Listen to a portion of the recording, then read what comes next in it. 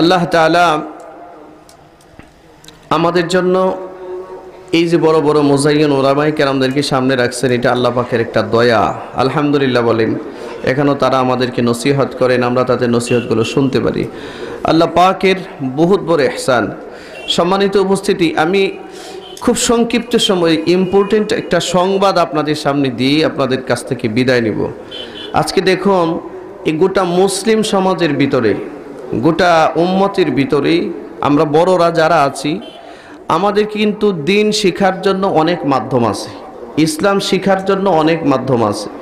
যেমন মসজিদে গিয়ে আমরা দিন শিখি, এরকম বয়ানের মাহফিলে, তাফসির মাহফিলে এসে আমরা দিন শিখি, ওলামায়ে কেরামদের বয়ান বিভিন্ন মাধ্যমে আমরা শিখি, বিভিন্ন জায়গাতে গিয়ে আমরা বয়ান শিখি।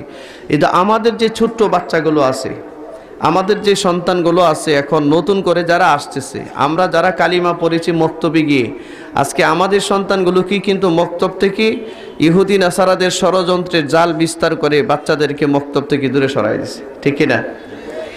আজকে অনেক গবেষণা হচ্ছে দেশে, কিন্তু আমাদের দেশে যে মক্তবগুলো বন্ধ হয়ে গেল, আমাদের দেশের যে ছোট্ট ছোট্ট বাচ্চাগুলো, আমাদের আগামী প্রজন্ম, এই বাচ্চারা যে কালিমা থেকে দূরে সরে যাচ্ছে, এইটা নিয়ে বড় একটা টেনশনের কারণ এই দেশের ওলামায়ে কেরামদের, বড় একটা টেনশনের কারণ। আমরা তো আমাদের বাচ্চাদেরকে কোরআন হাদিস শিখাইতে দেই না। আমি আপনাদেরকে একটা ঘটনা বলি। এই গত জানুয়ারি মাসের 12 তারিখে যশোরে আমার একটা প্রোগ্রাম ছিল। তো শেখুল হাদিস ইবনে শেখুল হাদিস আল্লামা মামুনুল হক সাহেবের নাম শুনেছেন আপনারা? মামুনুল হক সাহেব হুজুরও সেখানে ছিলেন যশোরের প্রোগ্রামে। তো পরের দিন 13 তারিখে আসার সময়, এই 12 তারিখে আসার সময় 11 তারিখে প্রোগ্রাম ছিল। তো একই ফ্লাইটে আমরা আসতেছিলাম যশোর এয়ারপোর্টে। ওয়াজ না, গল্প বলতেছি, ওয়াজ তো চলে গেছে, একটু সংবাদ দিচ্ছি আর কি। যশোর এয়ারপোর্টে আল্লামা মামুনুল হক সাহেব হুজুরের সাথে অনেক কথা হলো, আমার অনেক আলোচনা হলো।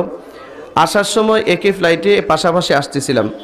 তো বিমানের ভিতরে আমাদের পাশের সিটে একজন মহিলা, তার একটা বাচ্চা নিয়ে উঠেছে। তো বিমানের ভিতরে ঢুকে বাচ্চাটা এমন কান্নাকাটি শুরু করেছে, এত কান্নাকাটি, কোনোভাবেই তাকে থামানো যাচ্ছে না, কোনোভাবেই থামানো যাচ্ছে না, একেবারেই থামানো যাচ্ছে না। তো ওর মা বারবার চেষ্টা করতেছে, কিন্তু বাচ্চার কান্না থামছে না।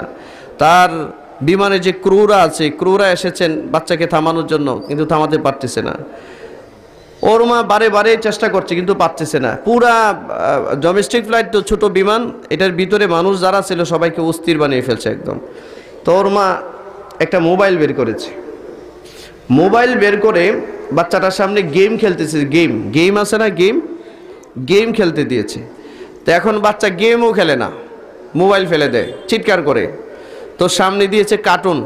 বাচ্চারা এখন, আমাদের বাচ্চাদেরকে আমরা যা দিয়ে নিয়ন্ত্রণ করি, মোবাইল, কার্টুন, গেম, এই তো, আর ইন্ডিয়ান ল্যাংটা সিনেমা। তো এই চলতেছে বাচ্চার সামনে, কিন্তু বাচ্চার কান্না থামতেছে না, গেমও খেলে না, কার্টুনও দেখে না। 3 থেকে 3.5 বছর বয়স একটা ছোট্ট বাচ্চা, যখন অস্থির। তো ওর মা বড় একটা মোবাইল বের করেছে, এটা অনেক বড়, এটাতে কি জানি বলে, নোট না কি জানি বলে, হ্যাঁ নোট না, হ্যাঁ নোট, এ বড় একটা নোট বের করেছে। বের করে এটার ভিতরে আমরা পাশেই তো দেখা যাচ্ছে যে বাচ্চাকে নিয়ন্ত্রণ করার জন্য এই মহিলা ইন্ডিয়ান যে ওই উলঙ্গ নায়িকাদের নাচানাচি আছে না, সিনেমা, এই সিনেমা ছেড়ে দিয়েছে। যখন এই বাচ্চার সামনে ইন্ডিয়ার এই নাচানাচি উলঙ্গ সিনেমা ছাড়া হয়েছে, তা আমরা লক্ষ্য করে দেখলাম যে এই ছোট বাচ্চাটা, 3.5 বছর বয়সে ছোট একটা বাচ্চা, টোটাল সাইলেন্ট পজিশনে চলে গেছে, একদম নীরব, খুব খুশুখুশুর সহিত সে এই নাচানাচি দেখতেছে। আপনারা শুনতেছেন? এই যে আমাদের আল্লামা মুফতি মুস্তাকুন নবী সাহেব দামাত বারকাতুহুল আলিয়া হুজুর দোয়া যে বয়ান করেছেন যে খুশুখুশুর সহিত নামাজ পড়া সফলতার চাবিকাঠি এটা। তো এই ছোট্ট বাচ্চা খুশুখুশুর সহিত গান দেখতেছে।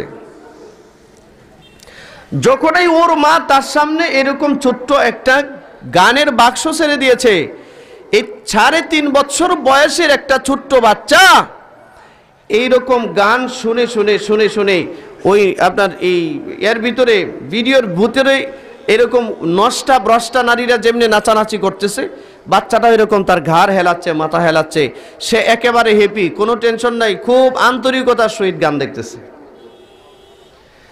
আপনারা বলুন, মামুন সাহেব হুজুর আমাকে বলে যে মাওলানা দেখেন কি অবস্থা, তাকায় দেখতেছিলাম আর আফসোস করতেছিলাম, মহিলাটার মাথায় হিজাব দেওয়া, মনে হয়েছে মুসলমান।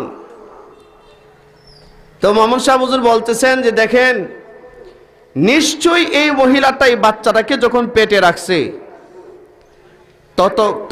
এই যতদিন পেটে রেখেছে, এই পেটে রাখা অবস্থায় বেশিরভাগ এরকম ল্যাংটা সিনেমার আমলই করেছে, ঠিক কিনা? কয়েকজন যে বললেন ঠিক, ঠিক হলে সবাই বলেন ঠিক। এই উলঙ্গ সিনেমার আমল সে করেছে, আল্লাহর কসম দিয়ে বলি। যুবক বন্ধুগণ, আপনারা যারা এখানে আছেন, যারা শুনতেছেন, যারা বিয়ে শাদী করবেন বা যারা বিয়ে শাদী করেছেন, যদি স্ত্রীর গর্ভে বাচ্চা আসে, এই বাচ্চা পেটে রাখা অবস্থায় একজন গর্ভবতী মা যেদিকে তাকাবে, যেই কাজটা করবে, যেইটা আমলে পরিণত করবে, যেটা বেশি বেশি দেখবে, বেশি বেশি শুনবে, বেশি বেশি বলবে, ঠিক এই কাজের একটা প্রতিক্রিয়া তার পেটের বাচ্চার উপরে পড়ে, ঠিক কিনা ভাই? জুড়ে বলেন। আপনারা বলুন, এই 3.5 বছরের একটা ছোট্ট বাচ্চা আজকে গান শুনতে শুনতে সে অভ্যস্ত হয়ে পড়েছে, নিশ্চয়ই এই মহিলাটা তাকে এই শিক্ষাটা দিয়েছে।